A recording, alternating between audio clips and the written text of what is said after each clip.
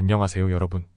오늘의 흥미로운 영상 내용은 크리스토퍼 루포와 DI 디버시티 에쿼티 언드 인클루전 논란, 그리고 메이시즈 회계 직원이 배달 비용 1억 5,400만 달러까지 숨겼다고 밝혀에 관한 것입니다. 우선 좋아요 버튼을 누르고 채널 구독 및 알림 설정도 잊지 마세요. 여러분의 관심과 지지가 저희에게 큰 힘이 됩니다. 첫 영상은 월스트리트 저널 기사에 실린 크리스토퍼 루포에 대해 이야기해보려고 합니다. 그는 다큐멘터리 영화 제작자이자 작가로 현재 미국에서 다양성, 형평성, 포용성 DI 운동을 강하게 비판하며 주목받고 있는 인물입니다. 이 주제는 트럼프 전 대통령과 그의 정치적 비전에 깊이 연관되어 있습니다. 지금부터 이 내용을 자세히 살펴보겠습니다. 크리스토퍼 루포는 40대 중반의 다큐멘터리 영화 제작자로 과거에는 진보적 성향을 가졌지만 현재는 보수적 관점을 강하게 드러내는 인물로 알려져 있습니다. 그는 특히 미국 내 다양성, 형평성, 포용성 정책이 오히려 차별과 갈등을 조장한다고 주장하며 학교, 기업, 정부를 대상으로 공개적으로 비판하고 있습니다. 그는 2020년 도널드 트럼프 당시 대통령의 요청으로 워싱턴에서 CRTCRITIC의 레이스 시립 비판적 인종이론 금지 행정명령을 설계하는 데 도움을 주었고 이후 트럼프의 주요 조언자로 활동해왔습니다.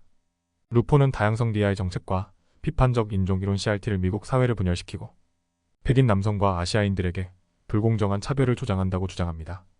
그는 이를 없애기 위해 다음과 같은 계획을 세우고 있습니다. 연방 자금 삭감 DI 정책을 유지하는 대학에 대한 연방 자금을 삭감해 이들이 기존 정책을 포기하도록 압박. 명문 대학에 대한 비판. 루포는 하버드와 같은 명문 대학이 진보적 신념을 학생들에게 강요하며 우수성과 공정성을 훼손한다고 주장합니다. 인종적 긍정조치 폐지. 연방 정부의 모든 사업장에서 인종에 따른 긍정조치를 제거하려는 목표를 가지고 있습니다. 루포는 단순히 보수적 입장을 대변하는 데 그치지 않고 트럼프 행정부에 적극적으로 개입해 정책을 설계하고 있습니다. 특히 그는 트럼프의 두 번째 임기에서 DI와 CRT를 완전히 제거할 수 있는 기회를 보고 있습니다. 루포의 주장에 따르면 DI는 개인의 능력과 공로를 평가절하하며 특정 인종과 성별에 지나치게 초점을 맞춘다고 말합니다. 그는 우수성과 다양성을 동시에 우선시할 수 없다고 강하게 비판합니다. 하지만 루포의 이러한 주장에는 강한 반대 의견도 존재합니다. 미국 시민자유연맹의 CLU는 루포의 주장이 인종차별을 정당화하며 공화당이 추진하는 DI 반대 운동이 인종적 평등을 훼손한다고 경고합니다.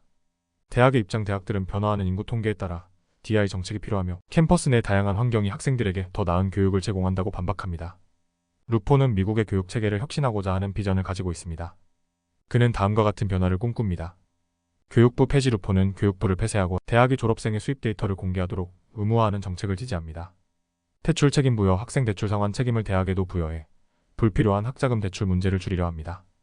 4년제 대학 등록자 감소. 그는 미국에서 4년제 대학에 등록하는 학생 수를 절반 이하로 줄이고 싶어 합니다.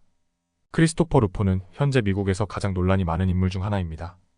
그의 주장은 많은 지지자와 비판자를 동시에 불러일으키고 있습니다. DI와 CRT가 정말 미국 사회에 해로운 영향을 미치고 있는지, 아니면 더 포용적인 사회를 위한 필수적인 정책인지에 대한 논쟁은 앞으로도 계속될 것입니다. 다음 영상은 미국의 대형 소매업체 메이시즈에서 발생한 회계 스캔들에 대해 이야기하려고 합니다. 월스트리트 저널 기사에 따르면 한 직원의 잘못된 회계 처리로 인해 1억 5,400만 달러에 달하는 배송 비용이 숨겨졌다고 합니다. 과연 어떤 일이 있었고 이 사건이 메이시즈에 어떤 영향을 미칠지 함께 살펴보겠습니다. 메이시즈는 미국을 대표하는 대형 백화점 체인 중 하나로 최근 몇 년간 비용 절감과 온라인 쇼핑 경쟁에 대응하려는 노력을 이어가고 있습니다. 그런데 이번 사건으로 인해 회사의 이미지와 신뢰도에 큰 타격을 입게 되었습니다. 이번 회계 문제는 2021년 말부터 시작된 것으로 드러났으며 직원 한 명이 소형 패키지 배송 비용을 고의적으로 잘못 기입하면서 발생했습니다. 숨겨진 금액. 메이시즈는 2021년 4분기부터 최근까지 누적으로 1억 3,200만 달러에서 1억 5,400만 달러의 배송 비용이 잘못 처리되었다고 밝혔습니다. 잘못된 기입의 영향. 이 오류가 현금 흐름이나 공급업체 지불에는 영향을 미치지 않았으나 회사의 내부 통제 시스템에 심각한 결함이 있었음이 드러났습니다.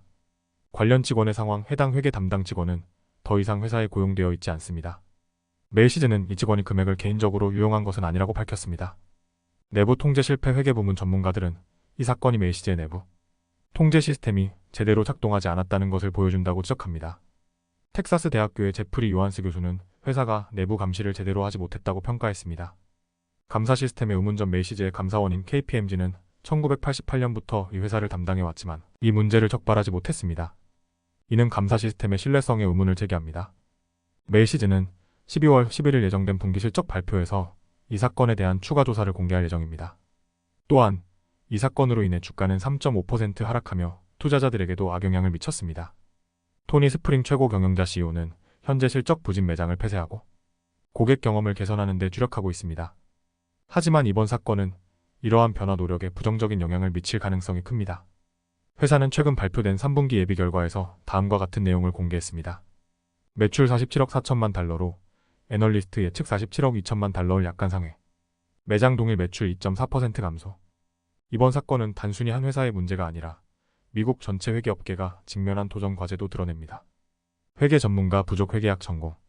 학생 수가 줄어들면서 전문 인력 부족 문제가 지속적으로 심화되고 있습니다. 비용 절감 압박 소매업체들이 배송 비용을 절감하려는 과정에서 직원들에게 비정상적인 성과 압박을 가한 결과일 가능성도 있습니다.